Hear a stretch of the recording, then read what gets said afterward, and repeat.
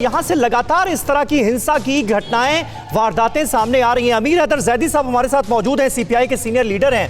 जैदी साहब, और हम देख रहे हैं कि टीएमसी की तरफ से बीजेपी पर, बीजेपी की तरफ से टीएमसी पर, और अब तो टीएमसी ये भी कह रही है कि भाई ये सीपीएम के पुराने गुंडे हैं जो कि शामिल हो गए बीजेपी में, वो इस तरह की हरकतें कर रहे हैं। तो आरोप प्रत्यारोप, अपने ऊपर की जिम्मेदारियां दूसरों के सिर डालने की कोशिश, यही आगे भी होता रहेगा क्या? और इसी तरह की हिंसा हम आगे भी देखते रहेंगे?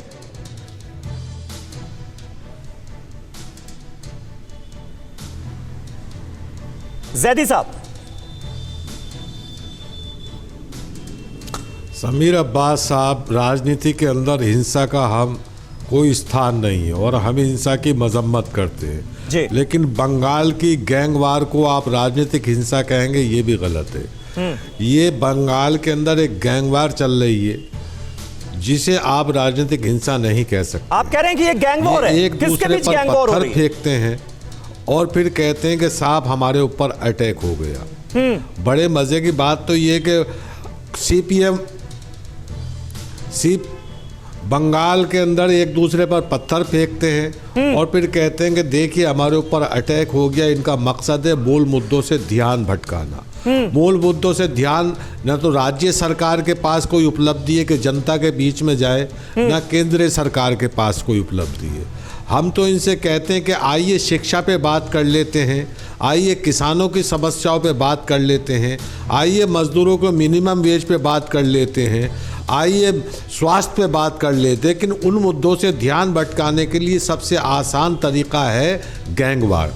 अब मज़े की बात तो ये देखिए कि हर किसी को सपने में वामपंथ नज़र आता है और वामपंथ को एक तरफ ये कहते हैं ख़त्म हो गया। अगर कोई आंदोलन होता है तो उसमें कहते हैं कि ये वामपंथी आंदोलन कर रहे हैं।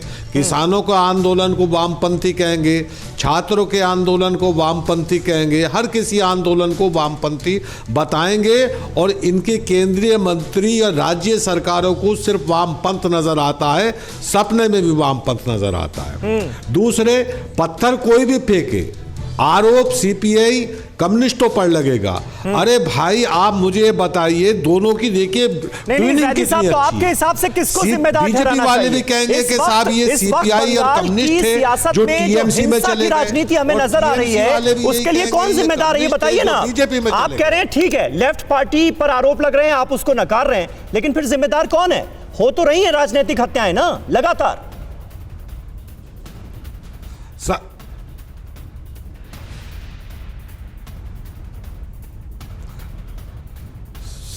समीर अब्बास साहब, ये राजनीतिक हिंसा नहीं है, ये गैंगवार है और गैंगवार को आप राजनीतिक हिंसा नहीं कह सकते।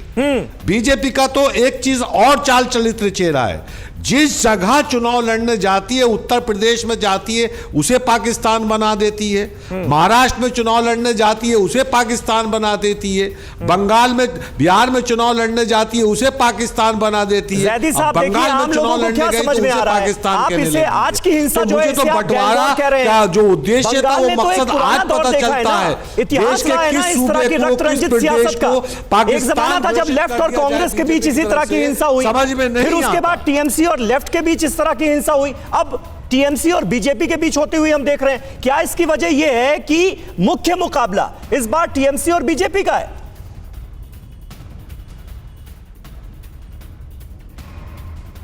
जब